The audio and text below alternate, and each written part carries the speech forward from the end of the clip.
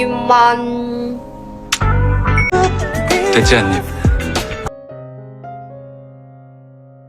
Geumjo lalu dilarikan ke rumah sakit dan pada saat itu Hae-sik yang juga mengetahui dengan kecelakaan yang dialami oleh Geumjo langsung pergi ke rumah sakit, namun sayangnya ia tidak diperbolehkan masuk ke dalam. Sementara Namsun harus bisa menutupi rasa sedihnya. Ia mencoba menasehati Ryu Seo jika bosnya itu tidak boleh sembarangan membunuh orang hanya karena dia ingin, dan Namsun akhirnya sadar jika Seo merekrutnya agar Namsun bisa membunuh orang, dan demi mendapatkan kepercayaan Seo, Namsun pun bersedia untuk membunuh siapapun yang tidak Seo sukai. Mendengar hal tersebut, Seo terlihat begitu puas karena ia tidak salah pilih orang. 못할 것 같아요?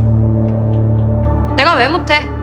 Lalu di rumah sakit, nenek Geumjo yang hari itu mengurus suaminya yang mengalami patah tulang, kemudian akhirnya mengetahui dari dokter jika Geumjo juga berada di rumah sakit ini. Ia langsung datang ke sana dan mencoba untuk masuk ke dalam. Namun ia dihalangi oleh para penjaga yang kemudian membuat neneknya Namsun mendorong mereka semua. Nenek Namsun menangis melihat putrinya yang terbaring tidak berdaya. Ia akan membalas siapapun yang telah menyakiti putrinya. Namun tiba-tiba ia ditelepon oleh nomor teleponnya Geumjo, dan akhirnya neneknya tahu jika ini semua hanyalah rencana putrinya saja. Pasien yang ada di hadapan nenek Namsun ini hanyalah orang yang berpura-pura sebagai Geumjo, dan Geumjo sedang berada di suatu tempat. 아빠나 신경 써. Namsun pun terpaksa mengikuti permainan Ryu Seo karena perintah dari ibunya. Sehari sebelum kejadian, ibunya memberikan alasan mengapa ia terlalu memprovokasi Ryu Seo. Ini memang rencananya agar Seo membuka kartu dan juga topeng aslinya. Meskipun Ryu Seo tampak berbahaya, namun menurut ibunya, seseorang akan keluar aslinya saat sedang emosional. Ibunya sudah banyak bertemu dengan macam-macam orang yang jahat. Makanya, Namsun harus mempercayai ibunya. Namsun lalu mendapatkan pesan dari ibunya jika ia tidak kenapa-napa. Namsun begitu bersyukur dan akan segera membalas Ryu Seo karena sudah berani menyentuh ibunya. 정성껏 박살내주겠어. Namsun pernah melihat sebuah faktur penjualan yang dibuat oleh Miss Baek. Ia melihat kode barangnya dan kemudian langsung bergegas mencari barang tersebut di dalam gudang. Kepala tim yang sudah baikan dan bertugas kemudian memuji tampilan Namsun yang kini telah berubah menjadi lebih cantik karena bekerja di dalam kantor Dogo. Namsun heran mengapa hari ini gudang begitu berantakan. Menurut kepala tim gudang tersebut, ada seseorang yang membuat besi penyangga penyok sehingga barang-barang berjatuhan. Ia menduga pasti Namsun lah yang telah melakukannya, karena siapa lagi kalau bukan Namsun yang membuat besi itu bisa penyok. Namsun membantah bukan dia pelakunya, dan kemudian tiba-tiba ia melihat kode barang yang ia cari-cari. 488 해외 수출 품목 아니야? 네가 왜 알아야 되는데? Sementara itu di kantor polisi, akhirnya Yontek mendapatkan info dari pihak forensik yang memeriksa korban-korban akibat narkoba. Jadi mereka mendapatkan cara membedakan korban narkoba dan juga korban biasa. Dimana biasanya di dalam tubuh manusia ada cairan yang disebut dengan cairan cerebrospinal yang berwarna bening. Namun pada korban kasus narkoba, cairan itu telah berubah menjadi warna merah, dan itu ditemukan pada semua korban narkoba. Bahkan salah satu pegawai Dogo yang baru saja meninggal dunia yang bernama Pak Hong yang awalnya diduga meninggal karena kelelahan ternyata juga positif narkoba. Rupanya narkoba itu sudah tersebar sangat luas dan didistribusikan dalam berbagai bentuk. Dan pada kasus Hong, narkoba itu dikemas dalam bentuk minuman tonik. 근데 아니나 다를까? 역시나.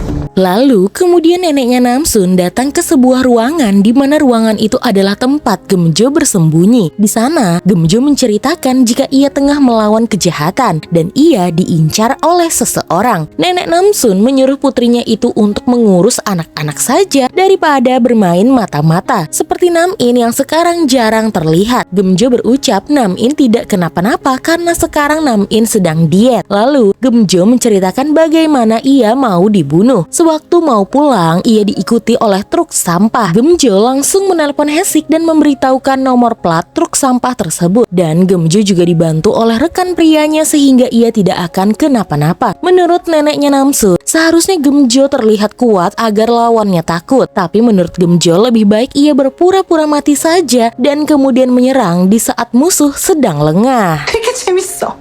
아주 딱 적성이야. Sementara itu di klub Heritage, Mary Kim bersama rekannya membicarakan penawar yang dibeli oleh orang-orang kaya. Dari sana para polisi tahu ada obat penawar bagi para pecandu narkoba tersebut. Saat mendengar sadapan itu, Hae-sik juga mendengar rekaman milik Namsun yang malam ini rencananya akan makan berdua dengan Ryu Si-oh. Hae-sik begitu pusing karena mendengar dua sadapan sekaligus, sehingga Yeontaek pun membantu Hae-sik untuk mendengar salah satunya. Yeontaek lalu berkata, sepertinya Ryu Si-oh menyukai Namsun karena tatapannya begitu dalam. Hae-sik langsung naik darah dan tidak terima jika pria jahat itu menyukai Namsun. Bahkan Hae-sik teriak-teriak sendiri saat Ryu Si-oh mencoba memperbaiki rambutnya Namsun. 이 자식이 어딜 손모가지를 확 비틀어. Malam itu, Namsun makan ke restoran Mongolia dan memesan daging domba yang banyak. Namsun bertanya di mana Ryu Si-oh dilahirkan dan asal-usulnya. Ryu Si-oh tidak tahu di mana ia dilahirkan. Ia dibawa ke Rusia saat berumur 5 tahun dan di sana hidupnya begitu keras. Namsun berkata tidak mungkin kan Ryu Si-oh hidup di hutan seperti serigala. Namun menurut Ryu Si-oh lebih baik ia hidup seperti itu dan ia menutupi kisah dirinya yang sebenarnya. Ryu Si-oh lalu bertanya tentang kekuatan Namsun. Namsun bilang kekuatannya sudah ada dari turun-temurun. Ibunya di Mongolia bahkan bisa menggendong kuda kesayangannya dan mereka banyak makan daging domba dan juga susu. 나는 채찍이 부러워요.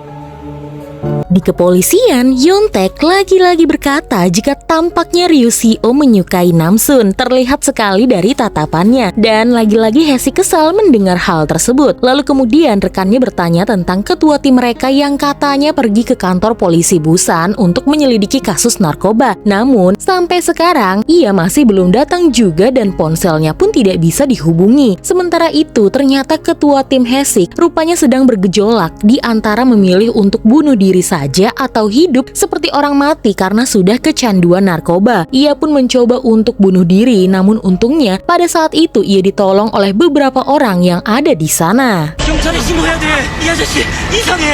Sebelum pulang, rupanya Ryu Si-oh mendapatkan telepon dari orang Rusia, di mana di telepon yang direkam oleh Namsun berisikan percakapan barang yang dipesan dan akan segera diantarkan. Jadi setelah telepon ditutup, Ryu Si-oh pun menyudahi makan malam mereka berdua dan memutuskan untuk mengantar Namsun pulang. Namsun bingung ia harus diantar kemana karena ia masih tinggal dengan ibunya, Gemjo. Untungnya Hae-sik dengan cepat memberitahukan jika Namsun pulang ke rumahnya saja. 하여. 알았어. Di perjalanan, Namsun terus melihat langit malam yang indah dan meskipun banyak cahaya di malam hari, ia bisa memilah antara cahaya asli maupun cahaya yang palsu. Lalu tiba-tiba, Ryu Si-oh berkata bagaimana dengan dirinya, apakah dia asli atau palsu? Namsun sempat bingung apa yang harus ia katakan. Jadi, ia hanya berucap jika Ryu Si-oh tidak tahu jika di dalam dirinya ada cahaya asli atau palsu, setidaknya Ryu Si-oh berusaha untuk mencari cahaya asli pada dirinya. Setelah mengantar Namsun pulang, Ryu Si-oh terus kepikiran dengan perkataan Namsun, di mana dulu Ryu Si-oh hidup sangat keras di Rusia, bahkan ia belajar disuruh untuk membunuh rekannya sendiri, padahal saat itu ia masih kecil. Sementara itu di rumah Hae-sik, Hae-sik pun datang dan melihat Namsun yang sudah ketiduran. Ia melihat Namsun makan cemilan dan tersangkut di bibirnya. Saat Hae-sik mencoba mengambil cemilan itu, tiba-tiba Namsun terbangun dan kemudian Namsun langsung bergerak maju dan menyentuh bibirnya Hae-sik. Mereka berdua pun terkejut dan untungnya saat itu ponsel Namsun berdering sehingga bisa memecah kecanggungan di antara mereka berdua. Rupanya Ryu Si-oh lah yang telah mengirimkan pesan kepada Namsun. Di sana ia mengucapkan selamat malam dan juga tidur yang nyenyak. Lalu Namsun berkata kepada Hae-sik jika sepertinya Ryu Si-oh juga mengkonsumsi narkoba karena Namsun pernah melihat Ryu Si-oh begitu kuat dan terlihat jarang minum air. Hae-sik lalu berkata jika di klub Heritage telah membahas tentang obat penawar. Apa jangan-jangan Ryu Si-oh mengkonsumsi narkoba dan juga obat penawarnya? 그걸 꼭 빼내자. 알았어. 걱정. Hae-sik masih teringat saat bibirnya dan Namsun bersentuhan. Ia langsung mengalihkan dengan membuat mie karena dari tadi ia belum makan. Saat makan, justru Namsun malah menggoda Hae-sik untuk meminta sesuap sambil menyodorkan bibirnya. Hae-sik tersenyum karena semua hal selalu dijadikan candaan bagi Namsun. Namun kali ini, Hae-sik tidak akan membiarkannya lagi. Ia lalu menyuruh Namsun untuk duduk di sampingnya, lalu mengecup bibirnya Namsun. 저리 가. 라면은 안 돼. Sementara itu, Hwaja akhirnya keluar dari rumah sakit. Ia diberi pekerjaan di tempat golf pribadi milik Gemjo dan tinggal sementara di sana sampai Hwaja memiliki tempat tinggal. Hwaja lalu berkata kepada sekretaris Jung jika sepertinya Ryu Si-oh mencurigai Namsun sebagai putrinya Gemjo dan ia sudah mengelaknya. Hal tersebut membuat sekretaris Jung langsung menyampaikannya kepada Gemjo. Gemjo akhirnya senang Hwaja berubah menjadi orang yang baik. Lalu Namsun mengunjungi ibunya. Rupanya ibunya tahu di mana putri kesayangannya itu menginap tadi malam karena rupanya Haesik selalu laporan kepadanya. Karena Ryu Si-oh sudah curiga dengan Namsun, maka akan sangat berbahaya jika Namsun tetap tinggal bersamanya. Lebih baik Namsun tinggal bersama Haesik saja dan anggap saja ini adalah latihan saat mereka berdua nanti berumah tangga. Sekali menyelam minum air, Namsun langsung menyetujuinya dan ia akan membuat Haesik menjadi miliknya sesuai prosedur. Hal tersebut membuat Gemjo langsung teringat dengan dirinya sendiri. Putrinya begitu mirip dengannya. Hari itu, ayah Namsun, Bonggo mendatangi Haesik karena curiga dengan obat diet milik Nam-in. Apalagi, Bonggo menyebutkan ciri-ciri jika Nam-in mengkonsumsi narkoba yang sedang Haesik selidiki. Haesik langsung menelpon pihak analisis obat dan meminta untuk segera menyelidiki obat diet tersebut. Lalu kemudian, Namsun, Haesik, dan juga Yontek memutuskan untuk mengambil barang dengan kode yang mereka curigai. Namsun mencoba masuk ke dalam truk itu diam-diam dan ketika berada di tengah jalan, tiba-tiba seorang wanita cantik langsung menyuruh truk itu untuk segera berhenti. Rupanya, wanita cantik itu adalah Haesik. Ia menggoda supir truk tersebut dan meminta bantuan agar supir itu memeriksakan mobilnya yang tengah mogok. Sementara, Yontek membuka pintu truk dan membawa Namsun pergi dari sana setelah mereka mendapatkan satu barang bukti, yaitu sebuah jaket. 고마워.